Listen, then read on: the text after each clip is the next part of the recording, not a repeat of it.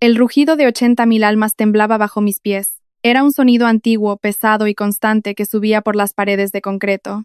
Llevaba consigo 100 años de sudor, de lágrimas y de la inquebrantable esperanza de nuestra gente. Pero aquí arriba, todo era diferente. Dentro de la suite de cristal con vista panorámica, el silencio era absoluto. Un silencio gélido, comprado con millones de dólares. El aire acondicionado filtraba cualquier rastro del calor húmedo de Miami, creando una atmósfera estéril y artificial. Damián, mi esposo, estaba de pie junto a la inmensa barra de mármol negro. Llevaba un esmoquín color carbón que parecía absorber la poca luz cálida de la habitación. Sostenía un vaso de whisky de cristal tallado. Lo hacía con esa arrogancia natural de los hombres que creen que el mundo entero tiene un precio, y que ellos son los únicos con el capital para pagarlo. Yo me mantenía a unos pasos de distancia, cerca de la pared de cristal.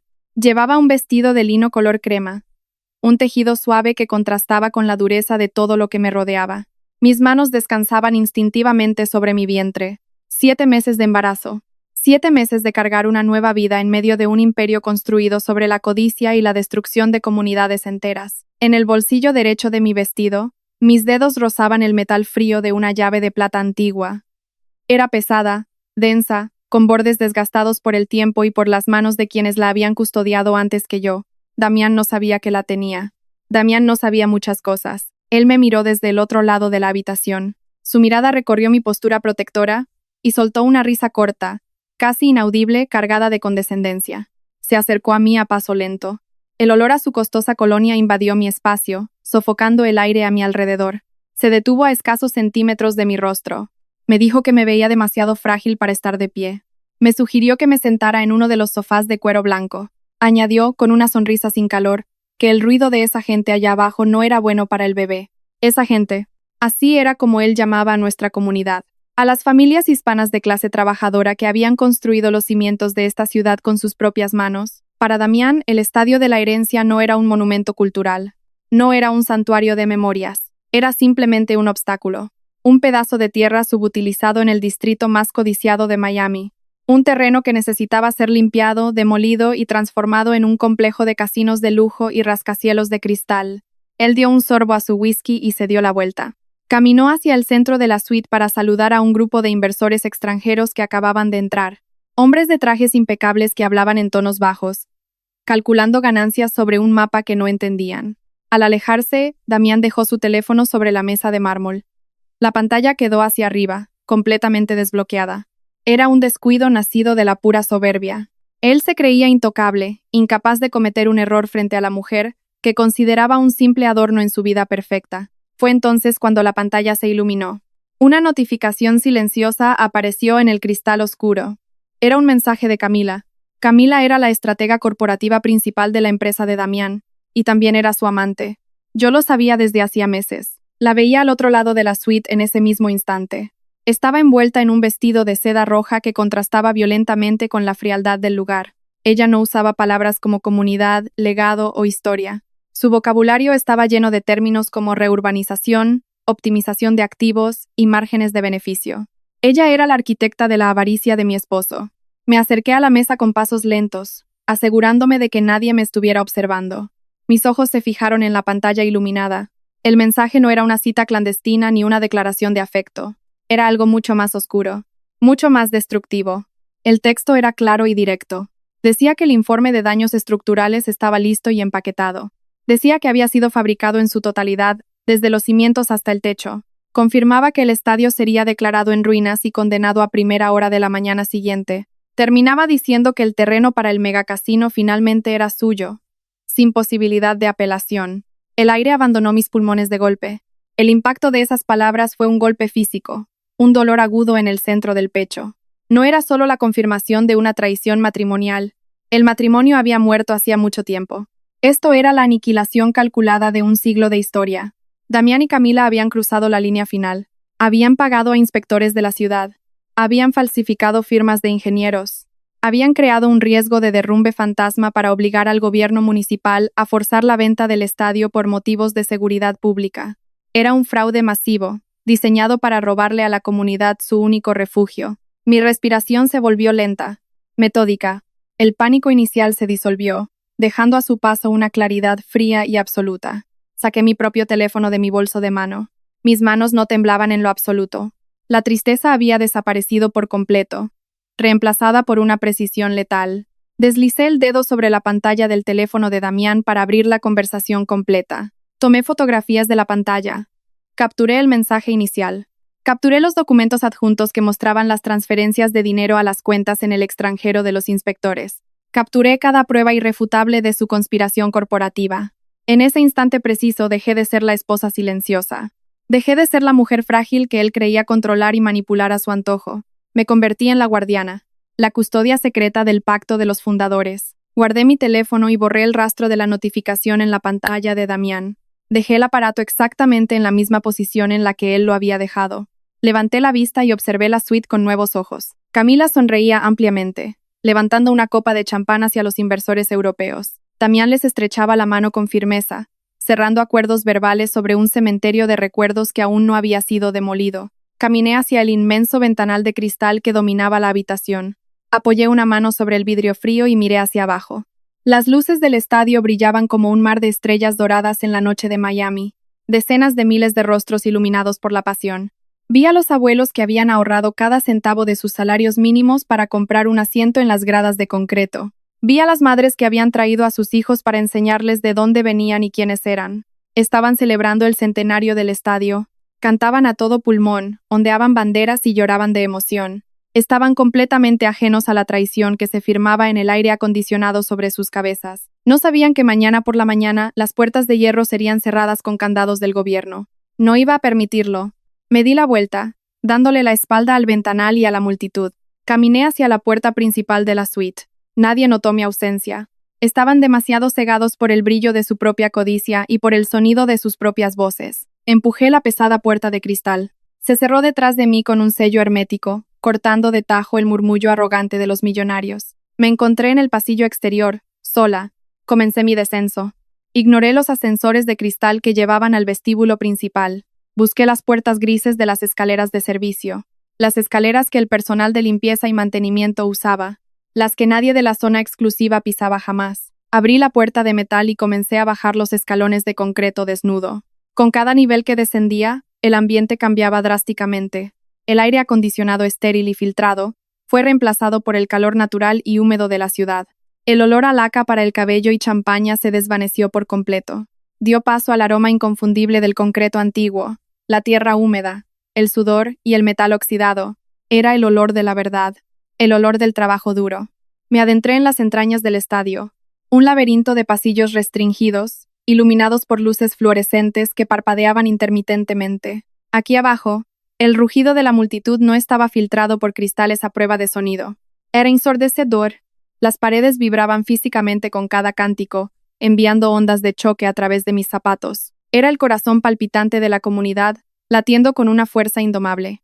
Caminé por los túneles subterráneos, guiada por un mapa que había memorizado años atrás. Al doblar una esquina estrecha, vi una figura familiar. Era Mateo, el supervisor veterano de mantenimiento del estadio. Un hombre de 60 y tantos años, con los hombros encorvados por décadas de trabajo físico.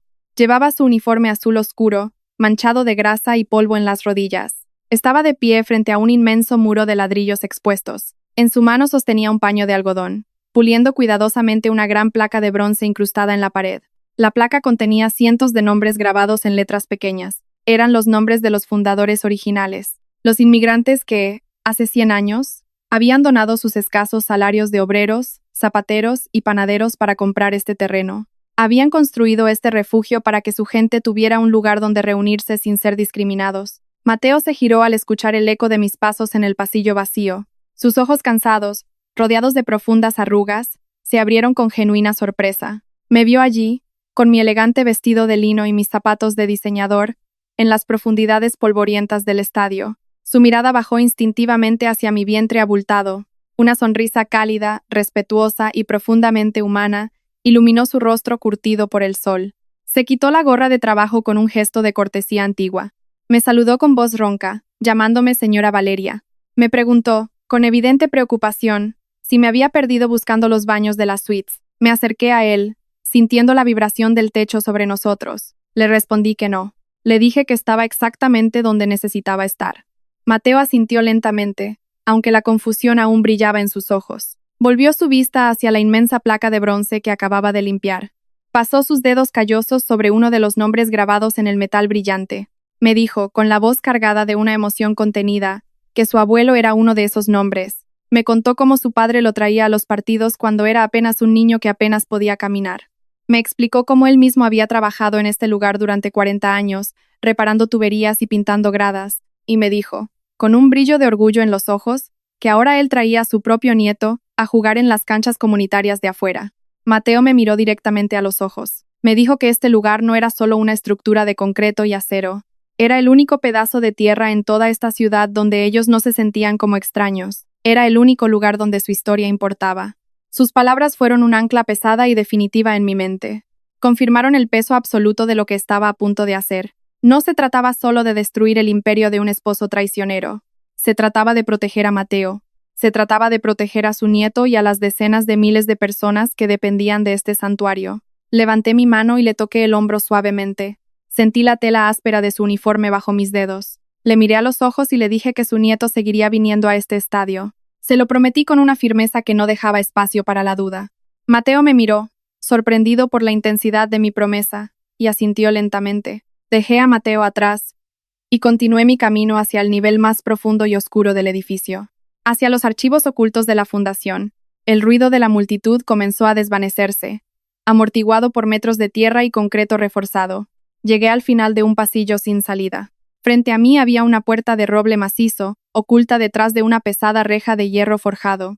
No había letreros luminosos. No había indicaciones en las paredes. Solo una cerradura antigua de bronce, negra por el paso de las décadas. Empujé la puerta de roble, que cedió con un gemido grave y prolongado. El interior era una bóveda inmensa y silenciosa.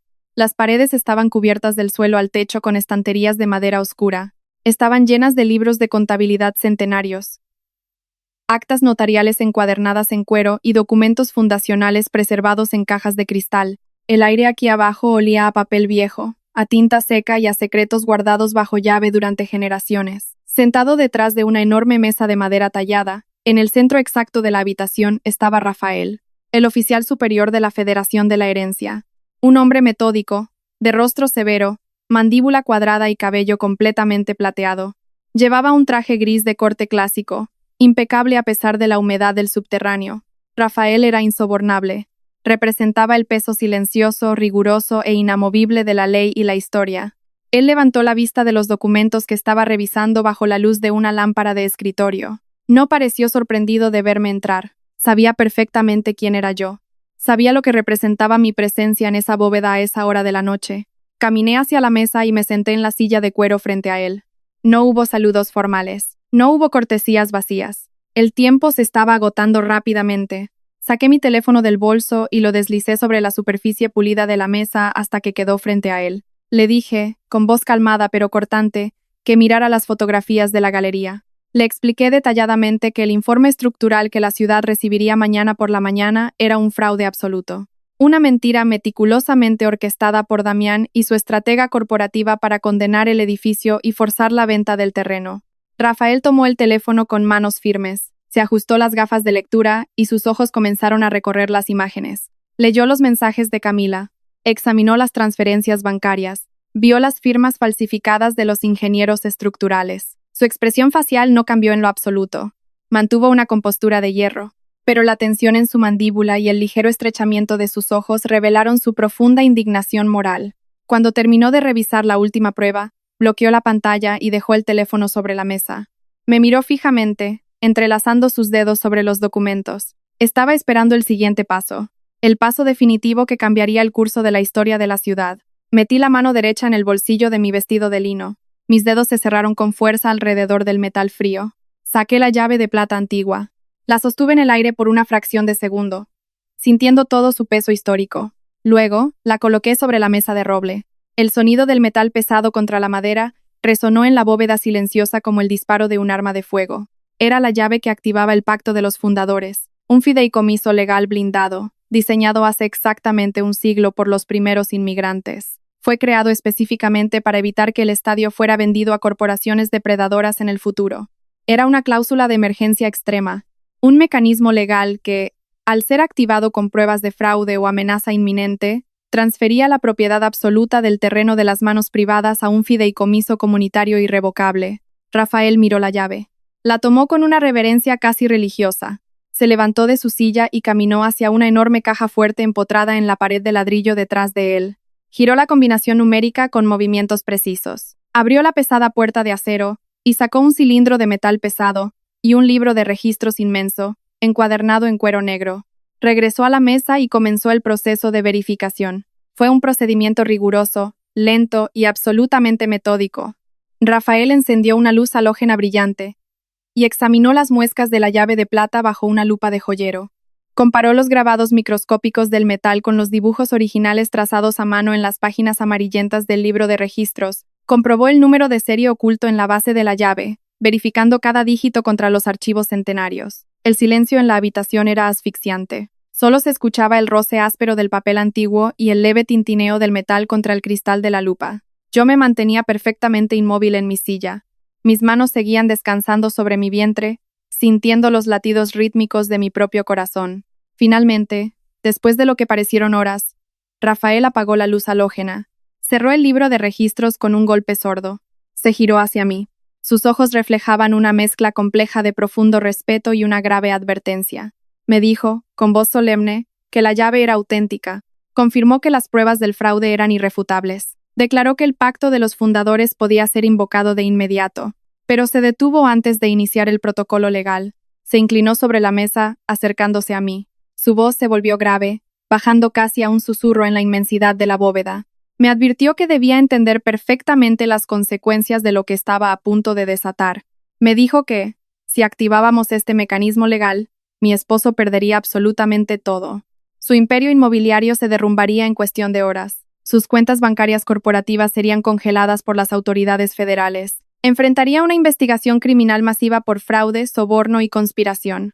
Me miró a los ojos y me dijo que Damián quedaría reducido a nada y que mi propia vida cambiaría para siempre. No aparté la mirada. No parpadeé. La imagen de Damián riendo con arrogancia en la suite de cristal cruzó por mi mente. La imagen de Camila calculando sus márgenes de beneficio sobre la destrucción de nuestra cultura. Y luego la imagen de Mateo, puliendo la placa de bronce con sus manos cansadas y llenas de cicatrices. Bajé la mirada por un solo segundo. Presioné mis manos contra mi vientre. En ese instante, sentí una patada fuerte y clara de mi hijo no nacido. Fue una afirmación de vida. Una exigencia silenciosa de justicia para el mundo en el que estaba a punto de nacer. Volví a mirar a Rafael. Mis ojos eran fríos, calculadores y absolutamente resueltos. Le dije que procediera con el protocolo. Le dije, con una voz que no tembló ni un milímetro, que era hora de proteger lo que nunca fue suyo para vender. En ese exacto momento, el techo de concreto sólido sobre nuestras cabezas vibró con una violencia repentina y brutal. 80.000 personas estallaron en un rugido masivo. Un clamor ensordecedor que sacudió los cimientos mismos del estadio y llenó la bóveda de polvo. Estaban aclamando a Damián. Estaban celebrando el inicio de su discurso de clausura en la suite VIP, transmitido por las pantallas gigantes. Estaban aclamando al hombre que, sin saberlo, acababa de perder su imperio. Arriba, en la suite de cristal, los focos de las cámaras de televisión se encendieron de golpe. Bañaron la habitación en una luz blanca, cruda y artificial. Era la luz implacable de las transmisiones en vivo, diseñada para proyectar una imagen de poder absoluto hacia millones de hogares. Damián caminó hacia el atril de acrílico transparente con la confianza de un emperador. Se ajustó los puños de su camisa de seda blanca. Miró hacia las lentes de las cámaras con una sonrisa ensayada, perfectamente calculada para transmitir seguridad y visión de futuro. A su lado, a una distancia estratégicamente medida para las fotografías, estaba Camila. Su vestido de seda roja brillaba bajo los focos como una advertencia que nadie en esa habitación supo leer. Ella sostenía una pesada carpeta de cuero negro contra su pecho. Dentro de esa carpeta estaban los contratos finales, documentos que transferirían la propiedad de 100 años de historia a un consorcio de inversores extranjeros por miles de millones de dólares. Los inversores estaban sentados en la primera fila de sofás de cuero blanco. Hombres de negocios de Europa y Asia que no sabían absolutamente nada sobre el sudor y las lágrimas que habían cimentado este lugar. Para ellos, el Estadio de la Herencia era solo una coordenada en un mapa de Miami, un polígono en un plano de zonificación que pronto se convertiría en el casino más grande de la costa este de los Estados Unidos. Damián levantó las manos, pidiendo silencio a los invitados de la suite. El murmullo de las copas de champán y las conversaciones en voz baja se detuvo al instante. Afuera, a través de los inmensos ventanales, el rugido de la multitud continuaba, sordo y constante. Damián comenzó a hablar. Su voz resonó a través de los altavoces de alta fidelidad, llenando cada rincón del espacio. Habló de progreso. Habló de la necesidad inevitable de mirar hacia el futuro y dejar atrás las estructuras obsoletas del pasado. Utilizó palabras como revitalización, crecimiento económico y modernización. Cada sílaba que pronunciaba era una mentira cuidadosamente envuelta en jerga corporativa. Decía que la ciudad merecía un distrito de clase mundial. Decía que el terreno bajo sus pies tenía un potencial sin explotar que beneficiaría a todos los ciudadanos. Pero yo sabía la verdad. Mientras él pronunciaba ese discurso, yo subía lentamente por las escaleras de servicio. Cada escalón de concreto que dejaba atrás era un paso más hacia la demolición de su fachada. Rafael caminaba a mi lado, acompañado por 3 abogados de la Federación de la Herencia, hombres de rostros severos que llevaban maletines de metal oscuro llenos de actas notariales y evidencias irrefutables. No nos apresuramos. La justicia, cuando es absoluta y está respaldada por la verdad, no necesita correr. En la suite, Damián llegó al clímax de su presentación. Señaló hacia los inversores extranjeros con un gesto magnánimo. Anunció que esta noche no solo celebraban el centenario de un viejo edificio, anunció que esta noche marcaba el nacimiento de una nueva era para Miami. La multitud en la suite estalló en aplausos educados y calculados. Camila dio un paso adelante y abrió la carpeta de cuero negro sobre la inmensa mesa de mármol. Los contratos estaban impresos en papel grueso y texturizado. Decenas de páginas llenas de cláusulas legales diseñadas para borrar a nuestra comunidad del mapa para siempre. Damián sacó una pluma estilográfica de oro del bolsillo interior de su smoking. Era un regalo de aniversario que yo le había dado hace 5 años. Una ironía amarga que ahora utilizaría ese mismo objeto para firmar la sentencia de muerte de nuestra herencia. Desenroscó la tapa de la pluma con movimientos lentos y deliberados. Las cámaras de televisión hicieron un acercamiento, enfocando la punta de oro mientras descendía hacia la línea de firma. Los inversores se inclinaron hacia adelante, conteniendo la respiración, anticipando el cierre del negocio de sus vidas. La punta de la pluma estaba a un solo milímetro del papel. Fue en ese preciso instante cuando las pesadas puertas de roble de la suite se abrieron de par en par. No fue un sonido sutil. Fue un golpe seco y autoritario que cortó el aire acondicionado y paralizó la habitación entera. Damián detuvo su mano en el aire. La tinta negra manchó levemente el borde del contrato, pero la firma nunca se completó. Giró la cabeza, visiblemente irritado por la interrupción. Camila frunció el ceño, su sonrisa corporativa desvaneciéndose en una fracción de segundo. Los inversores se giraron en sus asientos, confundidos por la ruptura del estricto protocolo. Rafael entró en la suite. Su presencia era imponente, un contraste absoluto con la frivolidad de los millonarios que llenaban la sala. Llevaba su traje gris clásico, impecable y profundamente austero. Detrás de él entraron los 3 abogados de la Federación, formando un muro infranqueable de autoridad legal. Las cámaras de televisión, operadas por técnicos que reconocieron instintivamente el drama en vivo, giraron sus lentes hacia la puerta. La transmisión nacional capturó cada segundo de la emboscada. Damián bajó la pluma, pero no la soltó. Su voz, proyectada por el micrófono de solapa, sonó tensa y amenazante. Exigió saber qué significaba esta intrusión. Le ordenó a la seguridad privada que retirara a esos hombres inmediatamente. Pero los guardias de seguridad, hombres corpulentos en trajes negros, no se movieron ni un centímetro. Habían visto los sellos federales en las carpetas que llevaban los abogados de Rafael. Sabían perfectamente que intervenir sería un delito federal grave. Rafael caminó lentamente hacia el centro de la habitación. Sus zapatos resonaron sobre el suelo de mármol pulido, marcando un ritmo fúnebre para el imperio de mi esposo. Se detuvo a 2 metros de la mesa donde descansaban los contratos. Miró a Damián directamente a los ojos. No había miedo en la mirada de Rafael. Solo había el peso inamovible de 100 años de historia respaldando cada una de sus palabras. Rafael habló. Su voz era profunda, resonante y carente de cualquier emoción superficial. Declaró, para que todos en la habitación y millones de espectadores en casa lo escucharan, que la venta de este terreno quedaba suspendida de manera inmediata y permanente. Damián soltó una carcajada seca y forzada. Intentó recuperar el control de la narrativa frente a las cámaras. Miró a los inversores y les dijo que esto era solo un malentendido menor. Llamó a Rafael un burócrata confundido que vivía en el pasado. Afirmó que todos los permisos de la ciudad estaban aprobados y que el edificio había sido condenado legalmente por fallas estructurales irreparables. Camila asintió a su lado, recuperando su postura desafiante. Ella cruzó los brazos sobre su vestido rojo y le exigió a Rafael que abandonara la propiedad privada de inmediato. Rafael no se inmutó. Abrió el maletín de metal oscuro que uno de los abogados le entregó.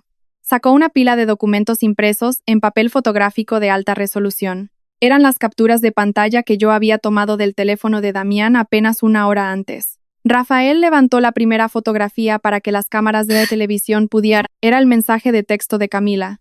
El mensaje que confirmaba que el informe de daños estructurales había sido fabricado en su totalidad. Rafael leyó el texto en voz alta.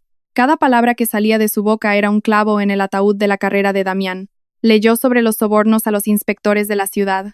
Leyó sobre las firmas falsificadas de los ingenieros. Leyó sobre la conspiración deliberada para crear un riesgo de derrumbe fantasma y forzar la venta del estadio. El silencio en la suite se volvió absoluto, sofocante. El único sonido era el zumbido eléctrico de los equipos de transmisión y la respiración agitada de los presentes. El rostro de Damián perdió todo su color. La arrogancia que lo había caracterizado durante años se evaporó en un instante, reemplazada por un pánico frío y paralizante. Miró a Camila. Ella estaba pálida, con los ojos muy abiertos, dándose cuenta de que su brillante estrategia corporativa acababa de convertirse en una confesión criminal televisada. Los inversores extranjeros comenzaron a murmurar entre ellos en distintos idiomas. Uno de ellos, el líder del consorcio europeo, se levantó de su asiento. Se abotonó el saco de su traje con movimientos rígidos y rápidos. Miró a Damián con una mezcla de asco y furia. Le dijo, en un inglés con fuerte acento, que su grupo no hacía negocios con criminales.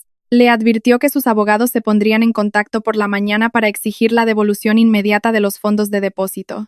Luego, el inversor se dio la vuelta y caminó hacia la salida, seguido inmediatamente por el resto de su equipo. Los miles de millones de dólares que Damián creía tener asegurados salieron por la puerta en menos de 30 segundos. Pero la destrucción de su imperio financiero era solo el primer paso. Damián, desesperado, golpeó la mesa de mármol con el puño cerrado. Gritó que esas fotografías eran falsas. Gritó que era un montaje, una invasión a su privacidad, una difamación que destruiría en los tribunales. Afirmó que él seguía siendo el propietario legal del terreno y que nadie, absolutamente nadie, podía quitarle su derecho a venderlo. Fue entonces cuando di mi paso hacia adelante. Había estado de pie en las sombras del pasillo, observando cada segundo de su colapso. Crucé el umbral de las puertas de roble y entré en la luz brillante de la suite. Mi vestido de lino color crema ondeó suavemente con el movimiento. Mis manos seguían descansando sobre mi vientre de 7 meses. La habitación entera se quedó sin aliento. Damián me miró como si estuviera viendo a un fantasma. Sus ojos bajaron hacia mis manos y luego subieron hacia mi rostro. La confusión en su expresión era total. No podía entender qué hacía su esposa frágil y silenciosa en medio de su ejecución pública. Caminé hacia la mesa de mármol con pasos lentos y medidos. No mostré ni una sola gota de ira. No derramé ni una sola lágrima. La venganza más devastadora es la que se ejecuta con absoluta tranquilidad. Me detuve frente a él. El olor a su colonia costosa ahora estaba mezclado con el sudor frío del miedo. Lo miré a los ojos. Esos ojos que me habían subestimado desde el día en que nos casamos. Esos ojos que creían que mi silencio era debilidad. Metí la mano en el bolsillo de mi vestido. Saqué la llave de plata antigua. El metal brilló intensamente bajo los focos de las cámaras de televisión. Damián frunció el ceño, sin comprender el significado de ese objeto. Para él, era solo un pedazo de metal viejo. Para mí, era el peso de 100 años de resistencia. Coloqué la llave sobre la mesa de mármol, justo encima de los contratos de venta que él nunca llegó a firmar. El sonido del metal contra la piedra fue agudo y definitivo.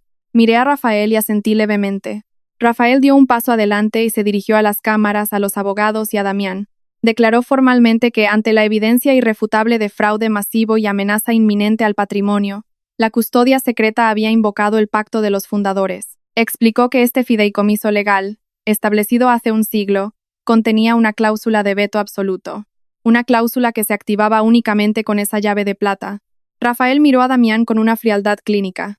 Le informó que a partir de este exacto segundo, la propiedad del estadio de la herencia y de todos los terrenos circundantes había sido despojada de su empresa. Le dijo que la titularidad había sido transferida de manera irrevocable a un fideicomiso comunitario a perpetuidad.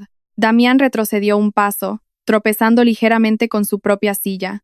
Negó con la cabeza, murmurando que eso era imposible. Murmuró que él había comprado la empresa, que él tenía las escrituras, que ninguna ley antigua podía arrebatarle su propiedad. Rafael le entregó una copia certificada del documento fundacional. Le señaló la firma de su propio abuelo en la parte inferior de la página. El abuelo de Damián había sido uno de los inversores originales que firmó el pacto hace 100 años, aceptando las condiciones de la custodia secreta. Damián estaba atrapado por la misma sangre que él había intentado traicionar. La trampa legal era perfecta, hermética e indestructible. Damián dejó caer el documento al suelo. Sus manos temblaban incontrolablemente. Miró a Camila, buscando alguna salida, alguna estrategia corporativa de último minuto que pudiera salvarlo. Pero Camila estaba paralizada. Ella sabía que el fraude que habían cometido cruzaba líneas federales. Sabía que las autoridades ya debían estar en camino hacia las oficinas centrales de la empresa para confiscar los servidores y congelar las cuentas bancarias. El imperio de miles de millones de dólares se había reducido a cenizas en menos de 10 minutos. Y todo había sido transmitido en vivo a millones de personas. Damián me miró por última vez. Sus ojos estaban llenos de una furia impotente, pero también de un terror absoluto. Finalmente comprendió quién era yo realmente. Comprendió que la mujer que llevaba a su hijo en el vientre era la misma mujer que acababa de destruir su vida entera para proteger a su gente. No le di ni una sola palabra. No había necesidad de insultos ni de discursos dramáticos. Mi silencio era la condena más pesada que podía imponerle. Me di la vuelta y caminé hacia la salida de la suite. Rafael y los abogados me siguieron, dejando a Damián y a Camila solos en medio de la habitación brillante y vacía. El ruido de la multitud afuera había cambiado. Ya no aclamaban a Damián. La noticia de la transmisión en vivo se había propagado por los teléfonos móviles de los 80.000 asistentes en las gradas. El rugido se había transformado en un cántico de victoria, un sonido ensordecedor de pura vindicación que hacía temblar los cristales de la suite. La noche pasó lentamente. Las autoridades federales llegaron al estadio 2 horas después. Damián y Camila fueron escoltados fuera del edificio por agentes del gobierno, con las cabezas gachas, evitando los flashes de los fotógrafos de prensa que se habían aglomerado en las puertas. La suite VIP fue clausurada y sellada con cinta amarilla de evidencia.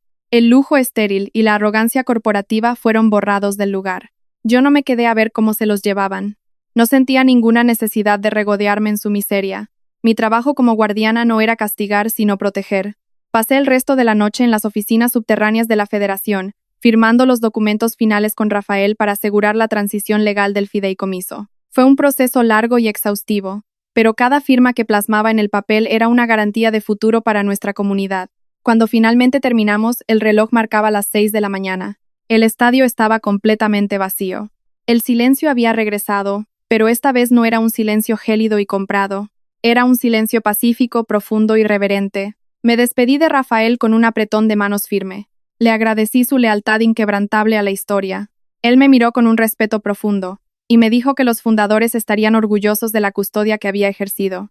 Salí de las oficinas subterráneas y caminé por los pasillos de concreto por última vez esa noche. Subí las escaleras hacia el nivel principal. Empujé las pesadas puertas de metal que daban acceso a las gradas inferiores. El aire fresco de la madrugada golpeó mi rostro. El cielo de Miami estaba teñido de tonos púrpuras y anaranjados. El sol comenzaba a asomarse por el horizonte, iluminando lentamente la inmensa estructura de hierro y ladrillo. Caminé por el pasillo central y bajé los escalones hasta llegar al borde del campo de juego.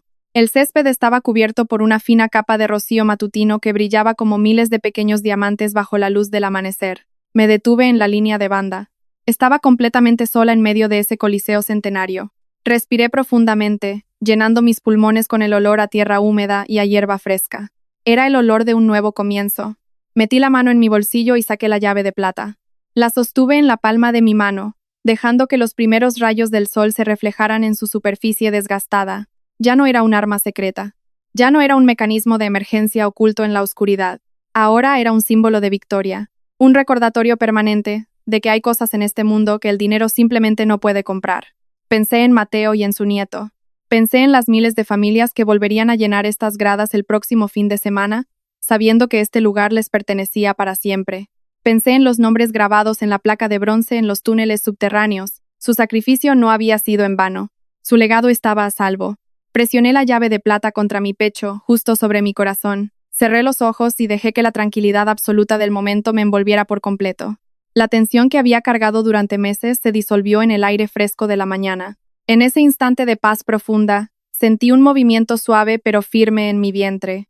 Una patada clara de mi hijo. Sonreí por primera vez en mucho tiempo.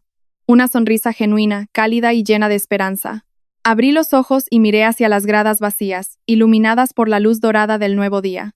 El imperio de la codicia había caído, pero nuestra historia, nuestra herencia y nuestra sangre seguirían latiendo con fuerza durante 100 años más. El estadio estaba a salvo, y nosotros, finalmente, estábamos en casa.